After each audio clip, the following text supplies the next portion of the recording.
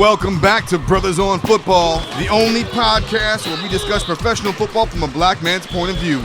Only on the Digital Podcast Network. My name is David Haley. I'm your host. The panel today is our crew, Mr. Know-It-All, Mr. Reggie Watkins. Right here in the flesh. And our resident supervillain, Mr. Jay Washington. I'm happy to be here, ladies and gentlemen. Wow, with an English accent today. And Tico Wells, the red-skinned heartbeat. Boom, boom. Oh, yeah. You might as well go off the 5 heartbeats. Those, nothing but love. Nothing but love for you, baby. Let's talk football. Let's talk football. Today's show is all about head coaches, specifically black head coaches in the NFL. End of show. All right, y'all. This has been a great Show's over. episode. Hey, have a good time. Let's go downstairs and have a cigar. First of all, we have to say we got to give all the due respect to Bill Belichick. I mean, he's the best in the history of the game, correct? No. This is Reggie saying no. I think he's great. One of the greatest coaches of all time. Who is the greatest coaches of all time? Bill Walsh is the greatest coach of all time. All right. Okay, so Belichick versus the world. Who challenges him the most? Reggie, we'll start with you. I want to say personally for me, Bruce Arians is at the top of my list. Wow, I love that. Have y'all ever seen Bruce Arians in photos? Audience, if you're listening, I want you to Google Bruce Arians right now, and you will notice that man has on a Kango. In every photo you see, he does. He loves his Kangos. Rocking a Kango. He loves jazz music. And let me tell black you, women, boy. Let me tell you. Okay, hold up to this though. You know who his offensive coordinator is? Byron Leftwich. I love that. You know who his defensive coordinator is? Todd Bowles. Do you know who his special teams coordinator is? Brother? Keith Armstrong. No, it's not. All 3 brothers. Love it. Coaching top positions on that man's squad. I rock with Bruce Arians. I rock with Bruce Arians. BA. I rock with Big BA. There he is. Jay, who's your guy that could challenge Bill Belichick in the 2019-2020 season? Whew, this took a minute because I had to do some research and look at these coaches, and I had to look at the team's records from last year to see if they could hold up. Sean Payton is my choice. This man is the biggest biggest Saints fan. He has on a Rams jersey, and I had to go buy. Hey man, I had to go hurry and buy this from Walmart. Don't you judge me. J2 team. I give Sean Payton this because you know what? Any coach, he bounced back after Bounty Gate. Remember, New Orleans took a hell of a hit. Yeah. And he took one as well. He was out. He was out. Mm-hmm. He was out for a while. He was out for a season, man. For a season.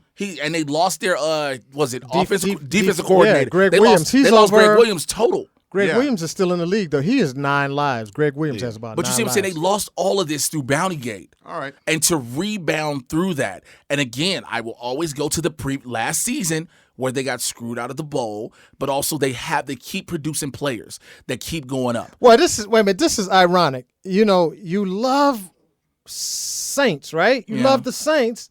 Go ahead, Tico. And you said they got screwed out of last season. Who were they playing? The Rams. Please don't go there, and let's not talk about that pass interference that they never called. Everybody acknowledges was a pass interference. But I'm just shocked that you got a Rams Ty Gurley outfit on. I just told you I had to go to Walmart for the photo shoot. Okay.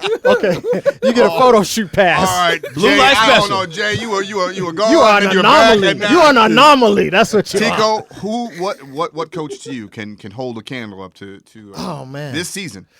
I say Andy Reid got one more try to. That's a good one more run to try to do it. Andy Reid. I mean, what did he do last year with the Chiefs, man? Andy Reid is a bad boy. Yeah. He just can't get over the hump. The problem with Andy Reid, though, is Andy Reid loses count of timeouts, man. He does. He loses count of timeouts. Reggie on point with he that. does this all the time. It's been he did it in Philly, did it in Kansas City. I'm hoping that things will change around, but he gets so. But he's got Patrick Mahomes now. Who's a walking genius. Tico, Reggie, is Andy Reid plays too much with emotion on the sideline. Yeah. He can't pull his emotion back, and that's how he forgets, I ain't got no timeouts. Timeouts, so you ain't got none. You stole, Tico, you stole mine. Mine was, without a doubt, and everyone says, David, you're crazy. I know, it's Andy Reid. Andy Reid is a close. I mean, look at his coaching tree. Look at the quarterbacks. Yep. I mean, Alex Smith had a fantastic year when he was with them. And then How I said Bruce Arians just on the Kango on merit alone. Yeah, I know. But hold on, You lead the show in shock. But if I'm gonna be real about who is really can challenge Belichick, and we haven't even said you just talked about Andy Reid. Yeah. Mm-hmm. How many championships Andy Reid got? 0. How come we ain't talk about Mike Tomlin? Absolutely. Or Tom Coughlin. Well, Tom Coughlin has his number. Mike Tomlin right now How many Super Bowls has he got? He's underrated. He's got two. Two Rings, right? He's got two. After Belichick, who has more rings? No, in the NFL? he's got one, but 2 Super Bowl appearances. He beat the Cardinals one year. No. He only has one. He beat That was the when he beat the Cardinals. Cardinals. He only has he's one got year. one. He only has one. But then he He's got lost one, but to your he's boy been- Aaron Rodgers. They lost to Green Bay. That's right. Okay. Yeah. So that would he's put got Coughlin two. ahead of him. Okay. That would put Coughlin ahead of Coughlin's Tomlin. back with the, If we with talking the about just sheer Jaguars. numbers. Yeah, that would put Tom Coughlin ahead of him. I'm talking about this season, the 2019-2020.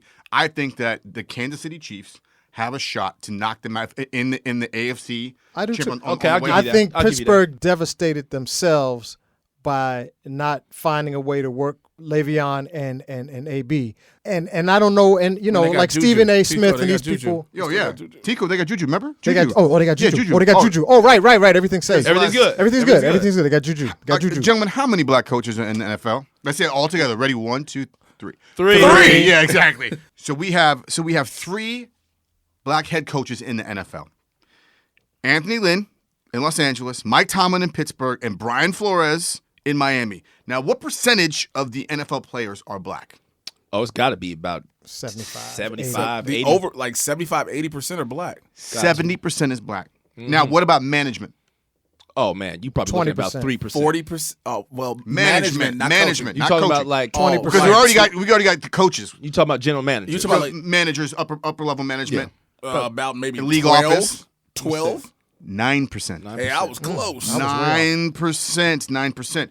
And so they're trying to look at that like 9% is close to what the general population is, right? What percent of America is black? 8. They say 13%. They say say 13. 13%. They say 13. They so say it. You're right. So 13%. We're like that's kind of like what the normal. That's Yeah, a normal they're on quote, par right? with. They're on par. Right. So the question is why? Why are there not more black coaches in the NFL? Because we had one last year, got fired, right? We had a couple last year that got fired. Both got fired. Five of them. After 1 year. After 1 year, 5 black head Well, coaches not were after, fired. not 5 after 1 year. Vance just 5. Joseph It was- yeah, it got was- 1 year, got yeah. fired. Steve Wilkes had a cup of coffee with the Cardinals and got fired before he got to put the sugar in the damn cup. Got fired. Oh man, Okay? Reggie Yeah. coming with it. Go That's ahead. what they do. Hugh Jackson. He was got fired. he deserved to get fired. I'm gonna he Right. deserved In to get Cleveland? fired. Yeah. Okay, Now, why do you Now- say that? Why do you say Because that? it was like because they were terrible. They were terrible. You can't yeah, defend. I mean, How many wins did he have? But what in did his he time there? inherit? I think he had 3. but what did he inherit? Hey, Cleveland- Tico, that's his job, though. That's his job, and the front office's job is to make sure that things are developing. These guys, it's like their job, Tico, is to build that thing, as you know. But I'm saying, it's like I can't make an excuse for him being the coach just because he's black. But Yeah. still, but he didn't have a lot to work with either. Reggie, go ahead. What I want to say is, if the question is why aren't there more black coaches? Yes. Why aren't there more Black head coaches. Black head coaches. Why aren't there more black people in terms of management? They don't think we can do the job. That's the answer. That is the answer. That's the answer to the question. Because if it were, there would be more black coaches. You don't have your labor being 70% of one race and then only account for 12. What is it? What'd you say? 10%? 9. Not 9% of management. And what did we say about the coaches? What was the percentage of the coaches? Oh, there's 3. There's 3 out of 32. So that's less than 10%. You know what I'm saying? Like, they don't think we can do the job. And this is a systemic thing that's happened with the NFL for decades. It's not like it just started. They've always It used to be we weren't black quarterback. We couldn't be quarterbacks. we couldn't be quarterbacks. We were athletic. And still to this day, how many? Look at this. How many black backup quarterbacks are there? Why not? You tell me brothers can't play backups? We either got to be a star or we ain't playing. And with the NFL at coaches, they do the same thing. They don't think that enough brothers can handle that kind of responsibility. And if we take it further, it's the pipeline for how they get there, because you have to be able to be an intern or be able to do quality control for college. You want to be a graduate coach. Brothers ain't got time to be working for free. Okay? Well, Tico, what do you want to say? Tico, go ahead. Here's another perspective. In any industry, there's a pipeline of somebody who shows you the ropes, who gets you in. Mm-hmm. And then with the players, that happened years ago. Somebody said, you know what? Them brothers can run that ball. You know, they can. They're pretty good. And so now it's not rocket science to know that brothers can play. As far as coaching, that pipeline has to get developed to a level where it's automatic. it's automatic for somebody to take a 32-year-old guy like Sean McVay and say, "Oh, that kid's a genius. Let's get him in there." Okay, you know what I'm saying? Jay, what do you want to say? Jay, go ahead. I agree with that. I also think we need to see more, because we always watch most coaches come in as the like the offensive coordinator, defensive coordinator. We have to see them come in at those positions too and excel at those. Unfortunately, I mean, I hate that it's that much pressure put on us. They have to come in and be like, but you can't start from there, because you have to go through the system. Like, nobody's just coming straight in and being a defensive coordinator. They got to start as a linebacker coach. Yeah. They got to start on special that's teams. What I'm saying. Yeah. You got to start. You got to get that job, but you get that job from being homies with the D coordinator. Yeah. Now, how many D coordinators are brothers? How many offensive coordinators? And you know what we never see? We never ever really see the black offensive genius. You know what I'm saying? Why is that? I was gonna say that. Why is that? I've never seen you've never heard of who's the we can't even name him. We can't even name him. I mean, the best black offensive coach that we have seen in a while, Dennis Green, rest his soul, was an amazing offensive genius. Came up under who I think is the greatest coach of all time, Bill Walsh, Stanford. Came to NFL. He was working with them in the 49ers, and then he got his shot, okay? Right. But it's just a systemic thing that has to happen, where we have to get more brothers in the pipeline to have these jobs. And we were talking about the Rooney Rule earlier. Yeah. Rooney Rule is cool, but really, it's only it's a show. Yeah. Let me bring this brother in here just to say I did. You really think it's just a show? Oh, it's just a show, man. Again, and every now and then, there will be some dude who comes through the cracks, like Mike Tomlin came in and wowed everybody, and they were like, "Oh, we're gonna give this dude the job." But for the most part, it's just a show, just to say we did it. Do you think Cincinnati should have gotten rid of Marvin Lewis? It was time. It was time. It was time. Now, gentlemen, speaking of defense, we're going to come back after the break, and Tico's going to talk to us, be a student of the game, that part of our show, and we're going to talk about defensive backs. Brothers on Football on the Digital Podcast Network, the only podcast where we discuss professional football from a black man's point of view. We'll be right back. ¿Qué tal, amigos? It's Paloma Rodriguez. So you guys want to hear this Cuban girl speak her mind? Then check out the Latin Dish podcast exclusively on Digital Podcast Network. This is the story of a man who had a dream.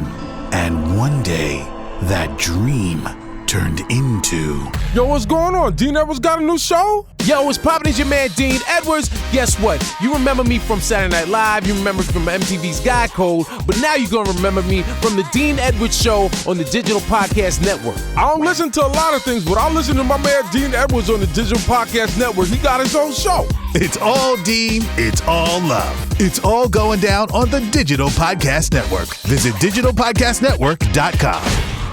Welcome back to Brothers on Football, exclusively on the Digital Podcast Network, the only podcast where we discuss professional football from a black man's point of view. Yes, sir. The Digital Podcast Network. We just give it up for them. Putting it down. Thank you. Got brothers on here talking football. I'm saying, Black such. people making black moves. It's all right. That's I'm what telling we you, do. it's progress. This is progress. This is fantastic. Now, we are now to our point of being the students of the game. Student of the game. Yes, the Redskin heartbeat here. Let's talk about defensive backs. What's the position? What's their responsibility? What do they do on the field? Yes, Take it all away, of Tico. that good stuff. Okay, student of the game today, we're going to talk a little bit about defensive backs and what they do, who they are. First of all, defensive back means they're playing farthest away from the ball. They're fast. They got to be able to keep up with the wide receivers, and their main job is to stop the other team from passing successfully. So let's break them down. Defensive back is a generalized category for several positions. Cornerbacks, let's start with cornerbacks. Those are the people who are covering or checking or protecting the ball from the wide receivers. Or pass interfering.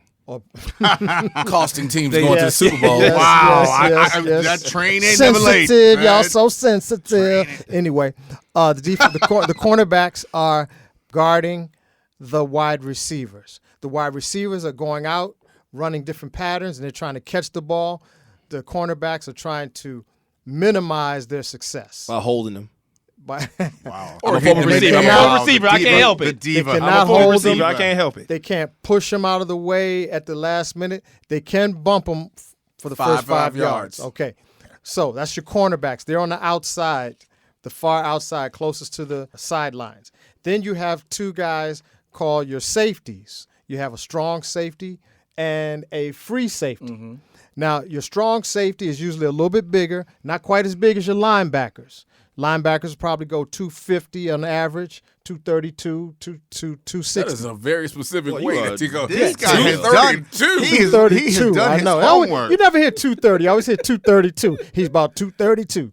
So the free safety, the strong safety is maybe 220, 210, but he has the power to tackle these big running backs coming out of the backfield, as well as he has to be able to keep up with the tight end, which is a rough job because tight ends are big guys, 260, and he's got to be able to handle him, but be fast enough to cover wide receivers as well.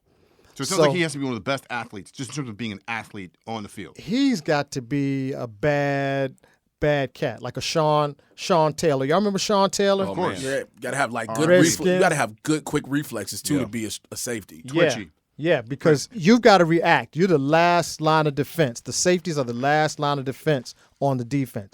The free safety, that person is spying and looking and trying to go where he needs to go to troubleshoot.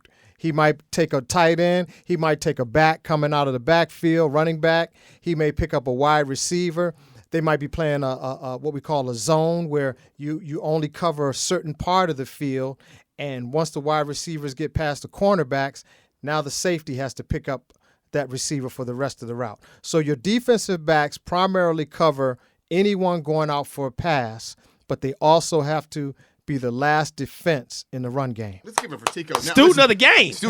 And that is your student of the game. And he won't have none of those facts for the Washington Redskins.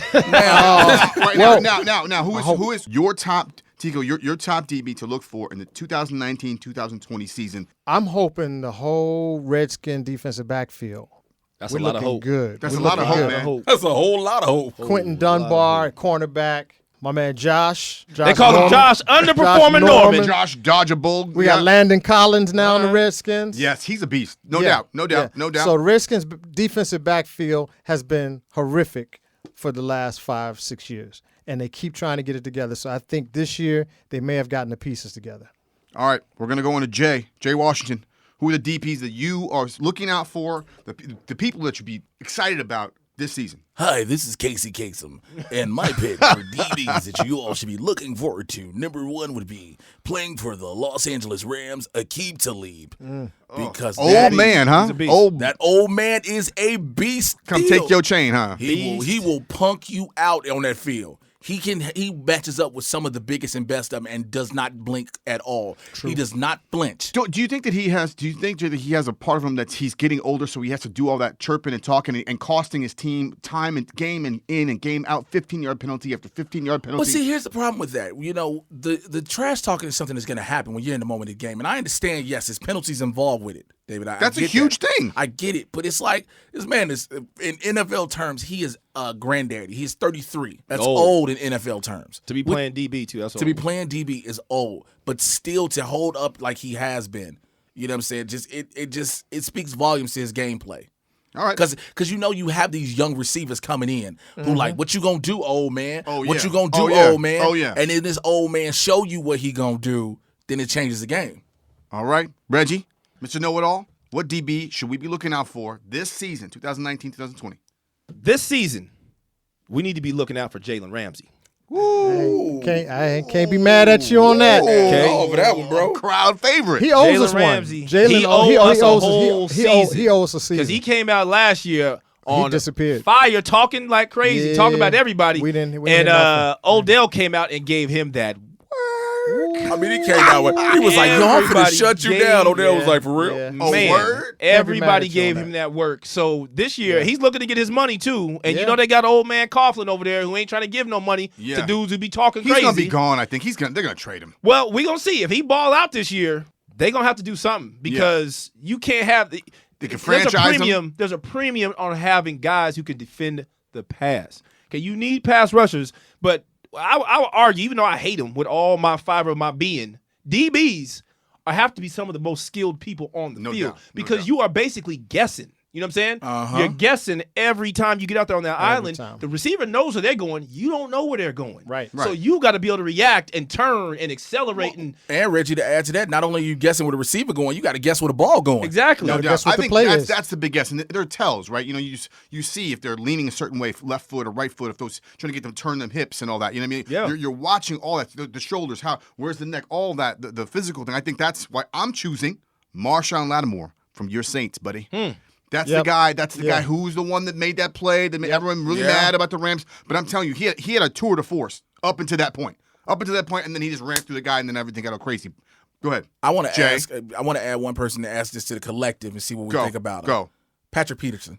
I love Patrick Peterson. Got to give it to him. The problem with Patrick Peterson was last year they had him running a straight zone scheme. That's not Yeah. Patrick Peterson. Patrick Peterson is a press man corner. He is the guy you put out there on the island. So when you got him in zone coverage, Well, he can't just, go outside of that. He yeah. just Yeah, you sticking can't. to his little zone and everything. You're not using him. You're just using him as a discredit. You need to have him in press coverage. I think he's the best one-on-one in the league. Okay, my 1 and 1A then. Mine is Denzel Ward in Cleveland.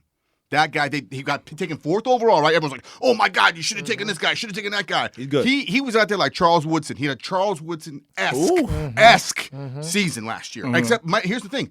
That neck problem, when you remember he hit, it was game 2 or 3? I thought he was going to be done, like done. But he bounced back. So in Cleveland, I think Cleveland's going to be a dark horse. I'm telling you. It's not popular. I don't think that, Well, David. it's popular. Everybody thinks it's it's popular. popular. I just think I'm sorry, it's way too popular. it's way it's easily unpopular. Just real quick to be like, yo, Baker Mayfield, OBJ, Nick Chubb, we good. Let's go. Yeah. And I'm like, we haven't seen anything for everybody to automatically give me the first half of the season.